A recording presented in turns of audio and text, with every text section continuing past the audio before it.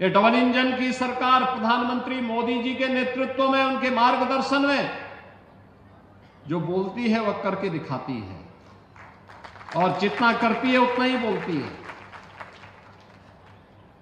हम लोगों ने कहा था ना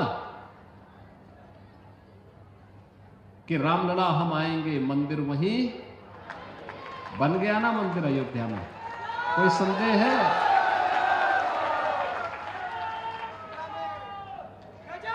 कोई संदेह है?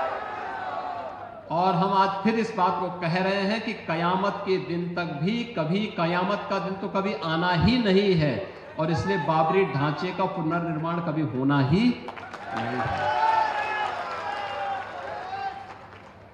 जो कयामत के दिन आने का सपना देख रहे हैं, ऐसे ही सड़गल जाएंगे, कभी वह दिन आने वाला नहीं है। और उनके सपनों को ऐसे ही हम अपनी विरासत को सम्मान देते हुए, भारत की गौरवशाली परंपरा को, सनातन धर्म की इस परंपरा को, जैसे प्रधानमंत्री जी ने 25 नवंबर को अयोध्या धाम में आकर के सनातन के प्रतीक श्री राम मंदिर में भव्य केसरिया ध्वज का आरोहण किया था, ये केसरिया ध्वज हमेशा ही भारत के इस गौरव को, सनातन के इस गौरव को आगे बढ़ाने का कार्य इसी मजबूती के साथ करेगा।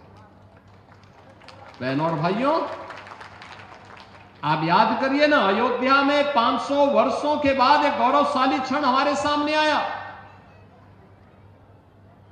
इन 500 वर्षों में अनेक राजा महाराजा आए, अनेक सरकारें आई होंगी।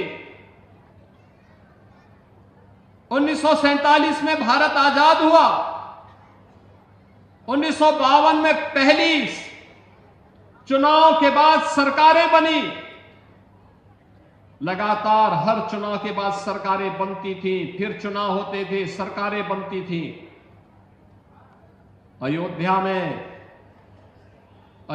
में भगवान राम का, उनकी जन्मभूमि पर भव्य मंदिर के निर्माण का कार्य हो, आखिर ये उनके मन में क्यों नहीं आया? आज तो हर व्यक्ति कहता है कि साहब राम हमारे भी हैं। हमने कहा सभी के हैं, राम तो सबके हैं, भेद इसमें है ही नहीं। लेकिन कुछ लोग हैं